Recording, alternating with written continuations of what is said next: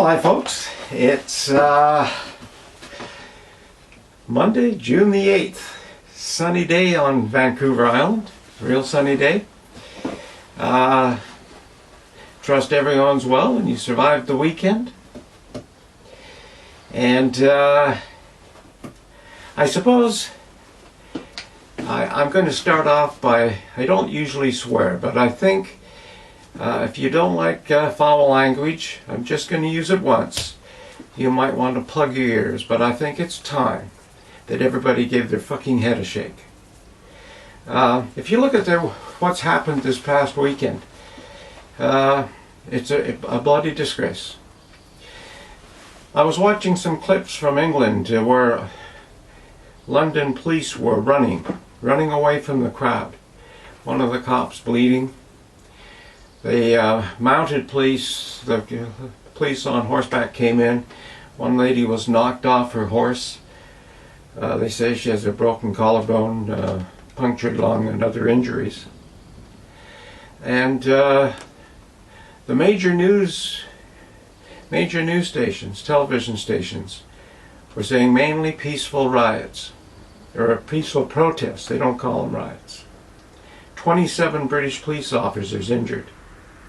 You get down the coast of Bristol, pulling down statues. A bunch of morons. Totally a bunch of morons. No different than the States. You know, in the U.S., in this past 2 weeks, approximately 80 blacks have been shot by blacks. Several have died. Let me repeat that. In the last 2 weeks, 80 blacks have been shot by blacks. Several died. Not one major news station is letting you know that. Not one major news channel or newspaper is letting you know that. Yet the marches continue. Protests continue. I see they're getting ready for lying in state for George Floyd.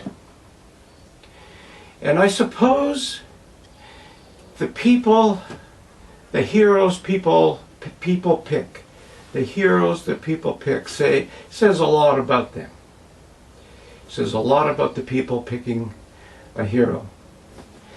I'm not going to go into George Floyd's past or what he was about, because I never met the man. Everybody who dies, it's unfortunate. But let me tell you, while I've been talking, dozens of people have died around the world. That's life and death. It's part of the process. At one time, I used to think that in the early 1900s, Leo Strauss, a German philosopher, I guess he's looked at as the father of neoconservative. He's neoconservatism. I used to rail against his statement that the average person in the street is too stupid to make important decisions. No, I'm not quoting word for word, but the philosophy was the average person in the street is too stupid to make decisions. The elite have to make it for them. And again, as a young person, I railed against that. When Stephen Harper was our Prime Minister, he had that him and Bush had that same type of philosophy in a sense. Well, I sensed it from what they were doing. And I railed against it then as well. But as I'm watching what's happening in the world today, you know, you just hate to say they were right. Hate to say that these guys are right. That Leo Schultz was right. But then again, maybe it's not that people are too stupid. They're just not educated. They're ignorant. Or maybe they are stupid. That's why they're not educated and ignorant. They're too stupid to educate themselves. I see that some of our leaders I know better. And I'm looking at de Blasio going to really defund the New York Police Department. What a twit. Just a total idiot. And the Minneapolis Council, 9 out of 13 have voted to disband their police force because it's white privilege. Is Bender, I think her name was the spokesman saying she's the president of the council. So think about that for a moment. Just think about that. Think of London, where police officers are running away. In the US, they're voting to get rid of them. In Canada, we're no bloody better. You know, we're no better. I mean, I have lost all respect for our Prime Minister. It's too dangerous because of a virus to hold Parliament safely. So he cancels it. But it's not too dangerous to join a protest march. March down the streets with hundreds of people and take a knee.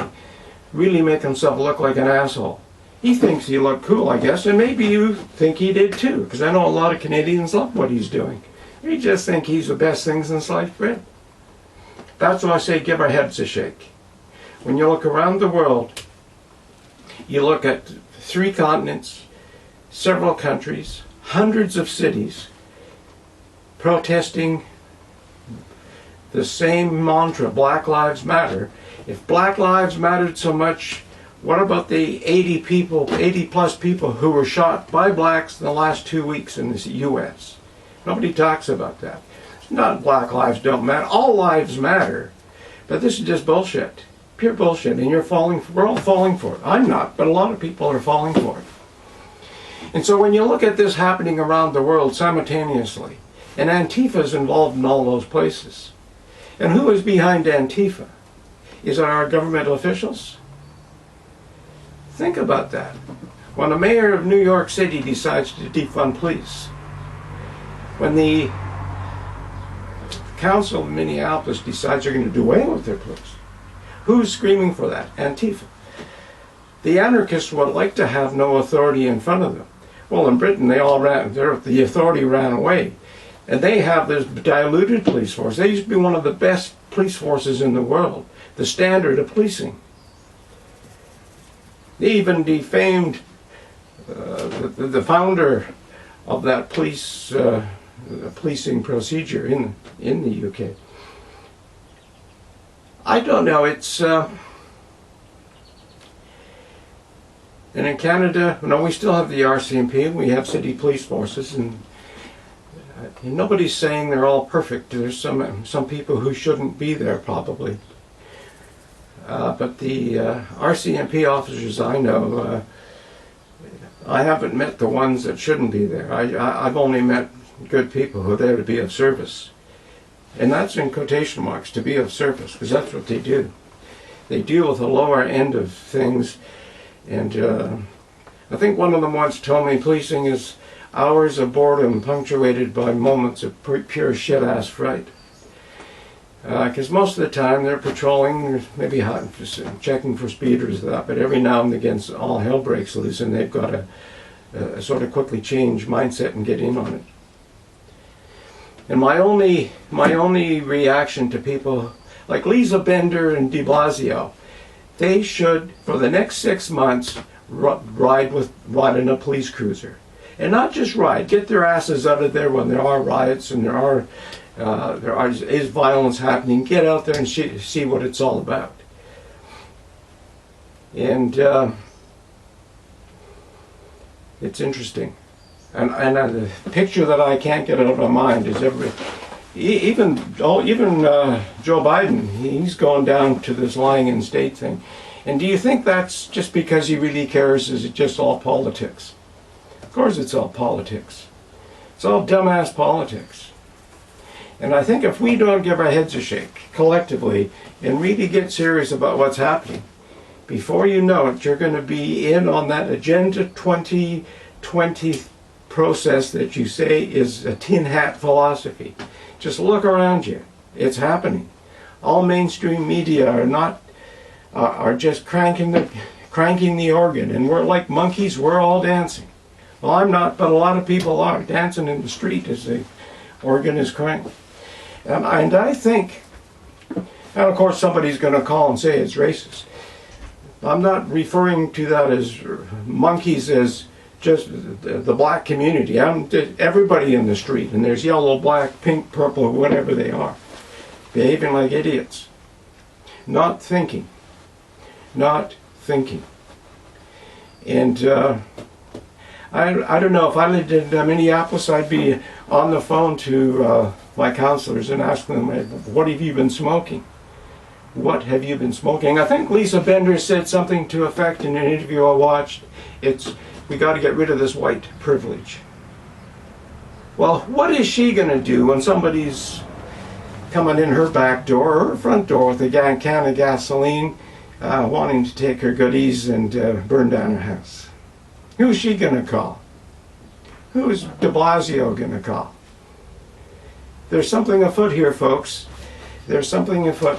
When our governments, whether it's in Britain or the United States or Canada, are behaving, pussyfooting around, hiding in their rooms, not making strong statements, not doing something, something is afoot.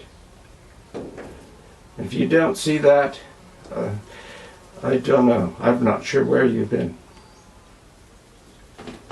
Anyway, that's about all for today. As you can see, these are ready to be transplanted. Everything's sort of coming along nicely.